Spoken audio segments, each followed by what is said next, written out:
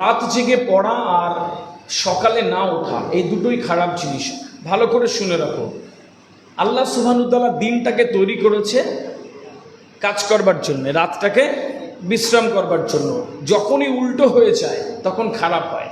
Human বডির একটা nature আছে, ও এই সময় ঘুমাতে চায়, এই সময় কাজ করতে চায়। এটুকু যখন হয় না তখন পুরো জিনিসটা ওলট পালট হয়ে যায়, প্রোডাক্টিভ কিছু হয় না, উৎপাদনশীল কিছু হয় না। কিছু হয় কিন্তু অল্প কিছু হয়। বড় কিছু পেতে গেলে আমাকে কিন্তু সায়েন্টিফিক চলতে হবে, সায়েন্টিফিক্যালি চলতে হবে। আমাকে কিন্তু ঘুমানোর সময় ঘুমাতে হবে, পড়ার সময় পড়তে হবে, বা কাজ করবার সময় করতে হবে।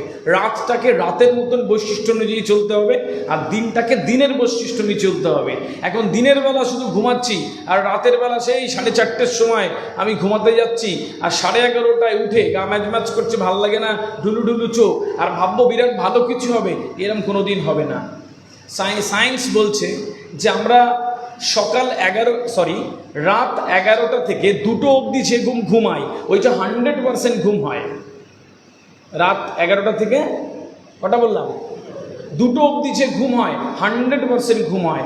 2টো থেকে 5টা অবধি যে ঘুম হয়, এই ঘুমটা 80% ঘুম হয়। আর 5টার পরে আমরা যা ঘুমাই সব 60-40। ওই চোখ ঢুলু ঢুলু করবে, উঠে ভাল লাগবে না, টুকঢাপ করে শুয়ে পড়বে, গা ম্যাচ ম্যাচ করবে, এইগুলো হবে।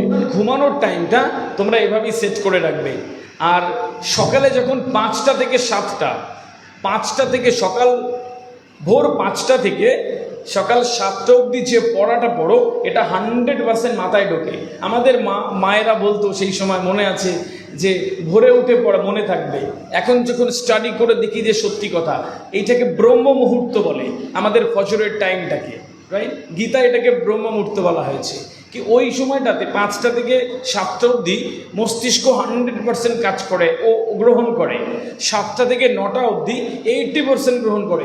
সারা দিনে মোটামুটি 80-70-80-70-তে থাকে। সুতরাং যার স্টুডেন্টস, তোমরা এই জিনিসটা মেনটেন করবে। সকালবেলা উঠবে, ওঠার পরে তোমরা যখন সকালে পড়তে বসবে তখন একটা খাতা নেবে, রাফ খাতা। সেই খাতায় সারাদিনে কি পড়বে, 6 ঘন্টা ঘুমাচ্ছ আর বাকি থাকে 24 ঘন্টায় কত, 18 ঘন্টা।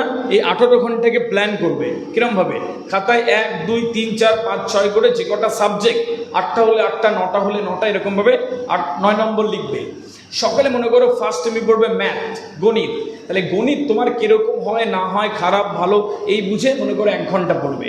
হিস্ট্রি 40 মিনিটস, জিওগ্রাফি 1 ঘন্টা 40 মিনিটস, বা এরকম যে সায়েন্স, এই এত কিছু। ঠিক এরকমভাবে তোমরা 18 ঘন্টার প্ল্যান করবে। বুঝতে পারলাম এটা? এই 18 ঘন্টার প্ল্যান ওই 1, 2, 3, 4, 5, 6, 7, 8 করে ফেলবে। সকালে যখন ফজরের টাইমে ওঠার পরে, সকালে যখন তুমি পড়তে বসছো, প্রথমটা যখন পড়া হয়ে যাচ্ছে, ওই পড়াটাতে একটা টিক মারবে।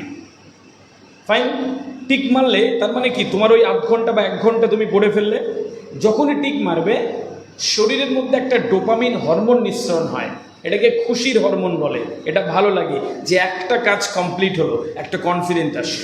আবার যখন 2 নম্বর পড়া শুরু করেছো, কমপ্লিট হয়ে গেল, আরেকটা টিক মারবে। এই টিক মারলে কী হয়, আবার শরীরে ডোপামিন নিঃসরণ হয়, আবার শরীর তোমাকে খুশি রাখে, ভালো রাখে, পরবর্তীটা পড়তে ভালো লাগে। এরম করে করে সারাদিন পরে যখন রাতের বেলা লাস্ট টিক মারবে 8 নম্বর বা 9 নম্বরে, দেখবে একটা অদ্ভুত প্রশান্তি আসছে, একটা ভালো লাগা আসছে, যে আমি 18 ঘন্টাকে কাজে লাগালাম, পরিকল্পনা করে কাজে লাগালাম, আমি এতটা এগিয়ে গেলাম। তোমার মধ্যে অদ্ভুত একটা খুশি আসবে। আর রাতে যখন বালিশে মাথা দেবে, একটা দারুণ ঘুম হবে। আর সকালে ওঠার জন্য তোমাকে একটা তাগিদ চলে আসবে যে কালকেও 18 ঘন্টাকে আমি এভাবে ব্যবহার করবো। ঠিক এভাবে 15 ডেজ, 15 দিন করো, দেখবে কনফিডেন্ট হয়ে যাচ্ছে আলাদা। 15 দিন করো, দেখবে অনেক এগিয়ে থাকবে বন্ধুদের থেকে। 15 ডেজ করো, যদি খারাপ হয় আদি স্যারকে ডেকে বলো, স্যার বাজে ট্রিটমেন্ট, আপনার কথা আর শুনবো না, আমি মেনে নেবো। কিন্তু 15 ডেজ করো, দেখবে টকবগে একটা বিশাল একটা আত্মবিশ্বাসে ভরপুর মানুষ হয়ে যাচ্ছে।